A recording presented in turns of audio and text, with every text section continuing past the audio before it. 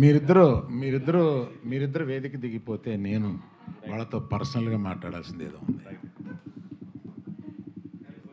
మీకు సంబంధం లేని విషయం.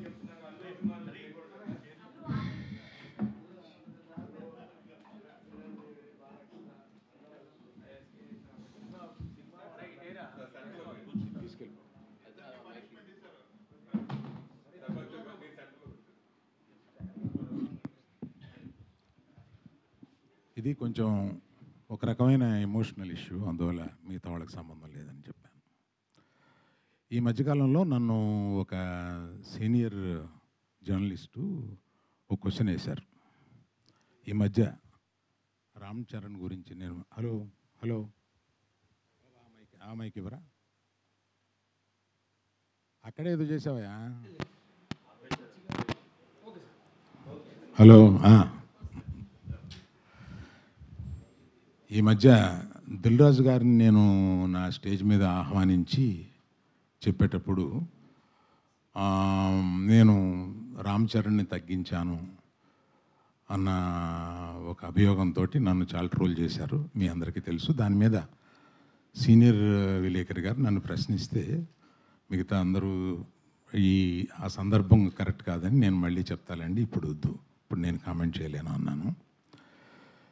దాని మీద మీకు అంటే పబ్లిక్కి నేను చెప్పాలని అనుకున్నది ఏంటంటే, ఆ రోజు దిల్ రాజు గారిని ఆహ్వానిస్తూ ఆయన ఒక్క వారం రోజుల్లోనే కష్టాలు నష్టాలు ఇన్కమ్ ట్యాక్స్లు ఇవన్నీ అనుభవించారు అని పరిచయం చేయడానికి ఇన్అడ్వర్టెంట్లీ అంటే యాదాల ఉద్దేశపూర్వకం కాకుండా ఆ మాట అనాల్సి వచ్చింది.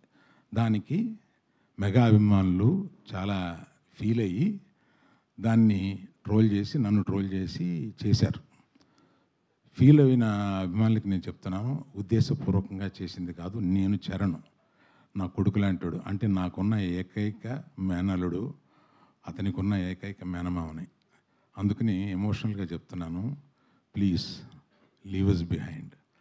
చరణ్కి నాకు ఉండే ఒక రిలేషన్షిప్ ఇస్ ఎక్సలెంట్ రిలేషన్షిప్లో ఉంటాం మేము.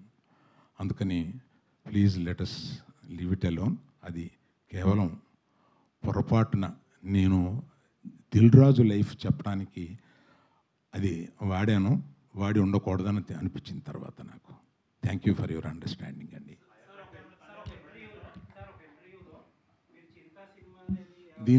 దీంతో ఆపేద్దాం సార్, దీన్ని ఎక్స్టెండ్ చేస్తే నేను ఒక్క నిమిషం సార్, ఒక్క నిమిషం. నేను ఎమోషనల్ ఇష్యూ అని చెప్పాను. నేను చెప్పిన దానికి విలువ లేకుండా పోద్ది. దీన్ని ఫర్దర్గా తీసుకెళ్తే అందులో కొంచెం ఇంకో హెడ్డింగ్ వస్తుంది. ప్లీజ్.